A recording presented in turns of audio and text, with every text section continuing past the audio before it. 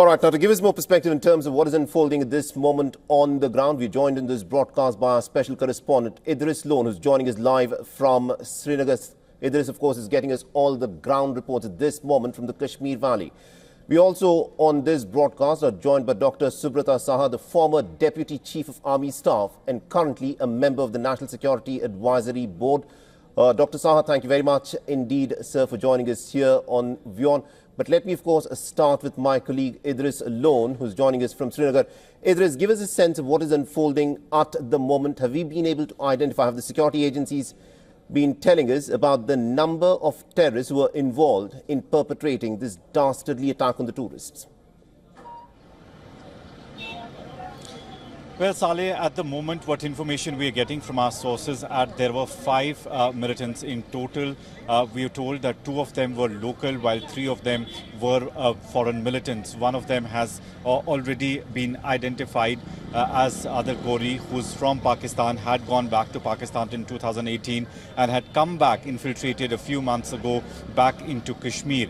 This seems to be the same group that is active in the Pir Panjal range, especially in the Rajouri Poonch belt, who have been attacking security forces from the last 6 months in that region, and then also going back into the dense forest and managing to hide. This is the same group that has been basically shifted from those mountain ranges to the South Kashmir's Anantnag zone. Let me tell you that Jammu and Kashmir police has already released 3 sketches of the militants who were involved in the attack. This is based on the eyewitness account that the people who were present at the operation site, they saw them while firing, and some of them even got captured in the cameras.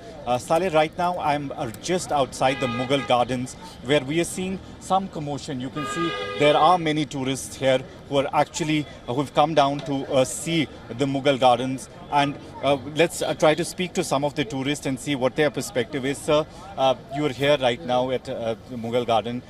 There was an attack yesterday. What do you think about it? And are you feeling safe? Aap yahan par safe? I'm feeling absolutely safe, and the people here are wonderful. The locals, you will not find many like this anywhere else, and they're very helpful, and there's no security concern here. Though I was booked for Pahalgam for this morning, so I've had to cancel that leg of the tour. But otherwise, I think it's fantastic. And what I know, I think since tourism has picked up so well here over the last few months, maybe a couple of years, I think this is a major setback for the locals. And but like all things, this will also pass, I hope. Exactly. This is going to be a big setback, especially for the tourism sector, which is one of the main backbone industries of Kashmir Valley. It is going to impact that definitely, because a lot of tourists are already cancelling their trips, and a lot of them have actually taken special flights today. We also saw the relatives of the victims who were present at the police control room today, who were flown back. They were in a very, very sad mood, obviously, but most of them had actually come to Kashmir Valley to enjoy the peace of the meadows and the valleys, but eventually it didn't turn out for them as well. Indeed. Idris, do continue to stay on with us. This is a moment when the nation, of course, is grieving. This is an attack that has shocked the conscience of whole India. And on this broadcast, we've got Dr. Subrata Saha, the former Deputy Chief of Army Staff and currently the member of the National Security Advisory Board. Dr. Saha, thank you very much, sir. But this, of course, is the question that is back on every Indian's mind this moment. You know, the fact that these were innocent civilians, these were tourists who had gone to the Kashmir Valley, they were in Pahalgam to enjoy a beautiful afternoon there, and then this dastardly attack happens. You know, at this moment, people, the common people, are trying to come to terms with what has happened, but you being the former Deputy Chief of the Army Staff, give us a sense. Now that the army has taken charge of the situation, what is happening on the ground there? How does the army go about dealing with an attack of this nature?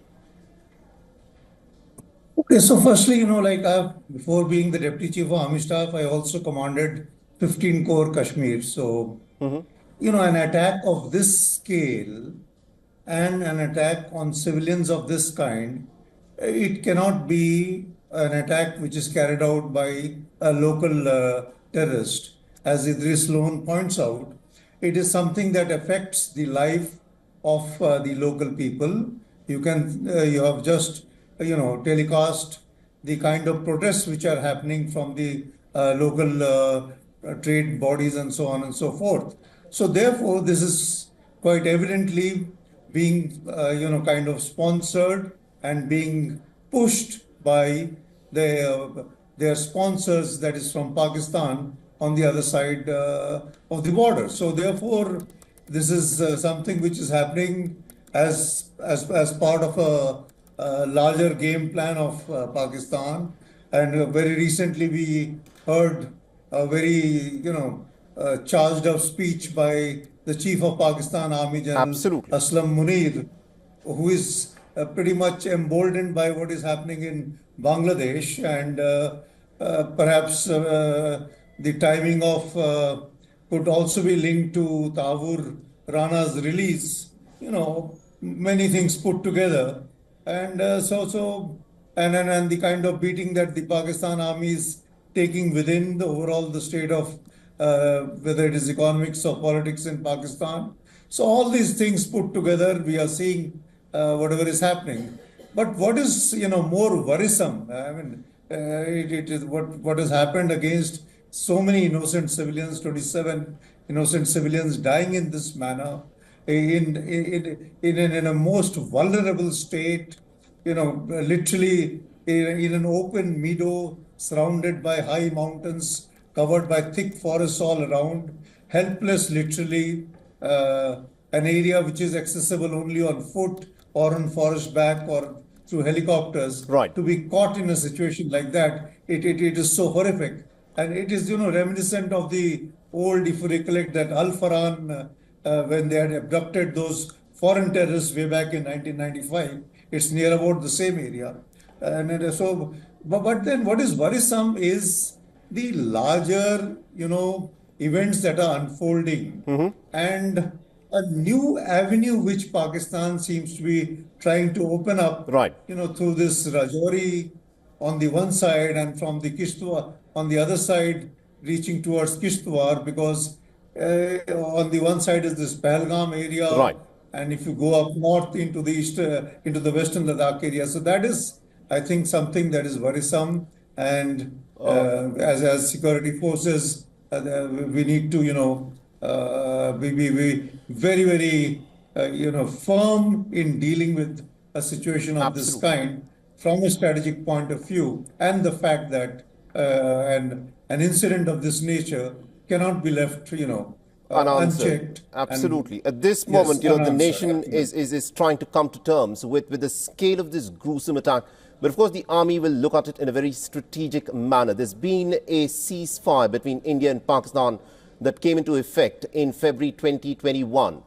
Do you think this dastardly terror attack that has been perpetrated from across the border in Pakistan will now make India review the ceasefire agreement that was struck with Pakistan in February 2021? Well, we have seen, in the recent past, that there has been a response. Post Uri, the launch pads were the retaliation went across to the launch pads. Post what happened in 2019, the training camps were targeted. Right. Let's see what is the response that is chosen this time. I'm quite confident that they will choose some target which is appropriate, and and they will do it at a time of their own choosing. But I'm pretty much hopeful that yes, it will be a target that merits response to a Right. dastardly attack of this kind. One quick question, General Saha, before we let you go. The fact that the India-Pakistan border is so heavily militarized and monitored, how is it that there is still a movement of these infiltrator terrorists who are managing to creep into the Indian territory? Well, you have a valid question there. It is a cat and mouse game. There is no doubt about it. And what really requires to be done, I think, is infusion of technology of a much higher order, and that only would help to make it more foolproof than what it is today. And that having been said, you can never be 100% sure, because we have seen it in the Israel-Hamas conflict also, where it was entirely, technology driven. Even then, it was not 100%. But that does not for a moment, sort of undermine the requirement of infusing better Right. technologies to make sure that the infiltration possibilities are reduced much, much more than what it is today. Indeed. And another point which I would like to bring out, Very even quickly. as we emphasize technology, Kashmir is different in the sense that you cannot afford to be losing touch with the ground. Human intelligence will continue to have its relevance and importance in the context of Kashmir for a long, long time. So I think that connect with the ground is very, very important. I think that's a very important point that you've made there. Thank you very much indeed, General Saha, for joining us with that perspective there. Thank you. For all the latest news, download the WION app and subscribe to our YouTube channel.